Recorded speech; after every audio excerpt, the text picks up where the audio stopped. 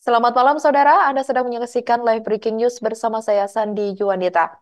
Gerakan perlawanan Lebanon, yakni Hizbullah, mengumumkan pada Sabtu malam bahwa mereka melakukan beberapa serangan terhadap dua titik militer Israel, tepatnya di dekat perbatasan selatan Lebanon. Serangan rudal diluncurkan ke pos militer Jal al-Alam dan Al-Abad, di mana kelompok Lebanon mengatakan dalam pernyataan secara terpisah bahwa mereka menargetkan pangkalan militer di pemukiman Sumbira dan Doveb dengan peluru kendali dan senjata yang sesuai.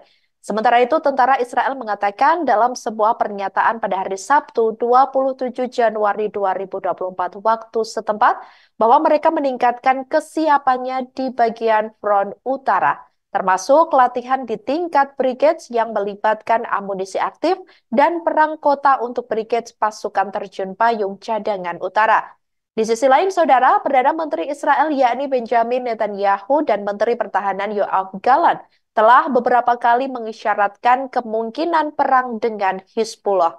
Sejak dimulainya perang Israel di Gaza pada tanggal 7 Oktober tahun 2023 lalu, gerakan Hizbullah Lebanon telah terlibat secara langsung. Namun secara relatif terbatas, yakni dalam perang melawan pendudukan Israel. Diketahui, kelompok ini juga menargetkan sejumlah pangkalan militer, instalasi intelijen, dan posisi Israel lainnya di perbatasan Lebanon dan Israel. Diketahui Israel telah menduduki sebagian wilayah Lebanon selama beberapa dekade dan baru meninggalkan negara itu pada tahun 2000, di mana menyusul perlawanan keras Lebanon di bawah kepemimpinan Hizbullah. Mereka berusaha menduduki kembali Lebanon pada tahun 2006, namun gagal dalam apa yang dianggap Lebanon sebagai kemenangan besar melawan Israel. Kendati demikian, dikabarkan Israel tetap menduduki sebagian wilayah Lebanon, yakni wilayah peternakan Sebah. Hizbullah telah berjanji untuk memulihkan setiap inci wilayah Lebanon yang telah diduduki Israel yang bertentangan dengan hukum internasional.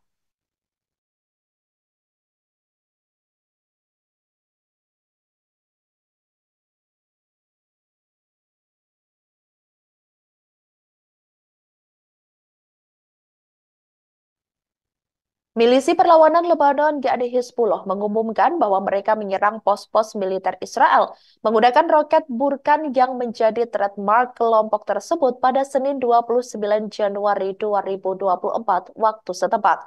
Serangan tersebut dilaporkan oleh pihak Hizbullah dan sebagai informasi saudara, media militer Hizbullah merilis 3 pernyataan yang merinci terkait serangan terhadap fasilitas Israel tersebut. Pertama, pada sekira pukul 00.20 waktu setempat, Hizbullah menargetkan lokasi militer Birkat Risa menggunakan roket Burkan yang mengakibatkan direct hit. Kemudian, pada saat yang sama, sekira pukul 00.20 waktu setempat, Hizbullah menargetkan lokasi militer Hadab al-Bustan dengan menggunakan roket Burkan yang mengakibatkan direct hit. Kemudian sekira pukul 08.00 waktu setempat, Hizbullah menargetkan Barak Biranit yang juga menggunakan roket Burkan dan mengakibatkan direct hit. Selanjutnya, sekira pukul 10.00 pagi waktu setempat, pejuang perlawanan menargetkan kumpulan tentara Israel yang ditempatkan di belakang lokasi Jal al-Alam dengan rudal Falak dan menghasilkan direct hit. Setelah menggunakan rudal berpemandu anti-tank, yakni ETGM, sebagai senjata serbu, Hizbullah saat ini diketahui menggunakan sejumlah roket Burkan dengan bobot seberat 500 kg, yakni sebagai peluru artileri yang digunakan untuk menyerang pangkalan militer Israel di sepanjang perbatasan. Setelah serangan Hizbullah tersebut, tentara Israel yakni IDF mengumumkan bahwa 2 tentara mereka terluka dan dipindahkan ke rumah sakit untuk menjalani perawatan. Sebagai informasi saudara, Burkan adalah roket kelas berat jarak pendek yang dikembangkan di dalam negeri oleh Hizbullah. Diketahui setiap roket diperkirakan seharga $300 atau sekira 4.748.700 rupiah dan mampu menampung 100 kg hingga 500 kg bahan peledak. Penggunaan roket Burkan yang dilakukan oleh Hizbullah secara cepat menimbulkan kekhawatiran di komunitas pemukim Israel. Diketahui roket-roket yang dikembangkan di dalam negeri Lebanon menimbulkan ancaman serius terhadap stabilitas di wilayah utara. Hal itu karena mereka mampu menghindari sistem anti-udara Iron Dome dan memiliki radius kehancuran 250 meter. Sementara, Hizbullah secara resmi juga meluncurkan sistem peluncur rudal Falak 1 yang dikembangkan pertama kalinya dalam putaran konfrontasi melawan Israel pada Jumat 26 Januari 2024 lalu. Senjata tersebut dikembangkan oleh organisasi industri Dirgantara Iran.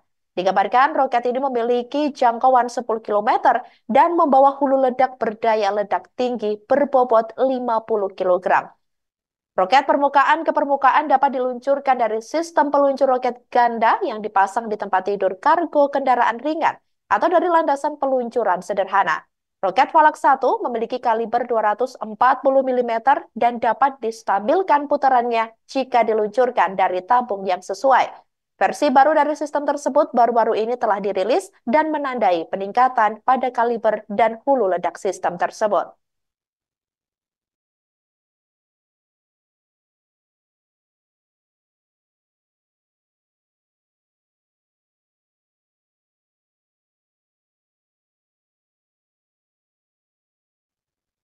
Dikabarkan ada potensi untuk terjadinya gencatan senjata antara Israel dan kelompok Hamas.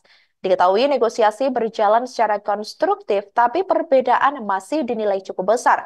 Hal itu disampaikan oleh Perdana Menteri atau PM Benjamin Netanyahu. Potensi kesepakatan gencatan senjata antara Israel dan Hamas dapat mengakibatkan semua sandera yang diculik selama serangan mendadak tanggal 7 Oktober 2023 lalu dibebaskan.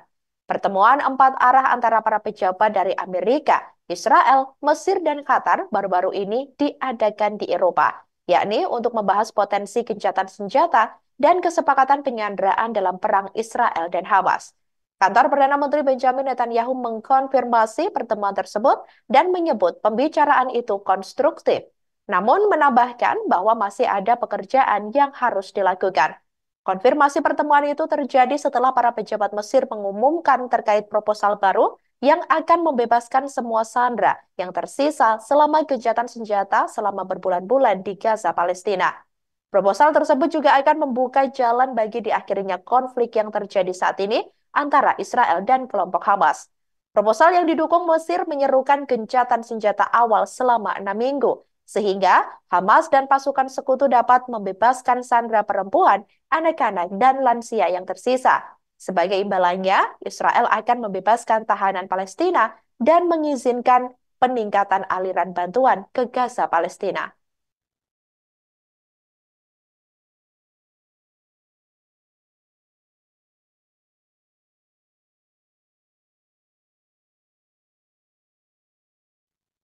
Demikianlah breaking news kali ini, saudara. Jangan lupa download aplikasi Tribun X untuk informasi lebih lengkap di www.tribunx.com. Tetap bersama kami dan selamat menyaksikan program selanjutnya. Terima kasih dan sampai jumpa. Download Tribun X sekarang. Menghadirkan lokal menjadi Indonesia.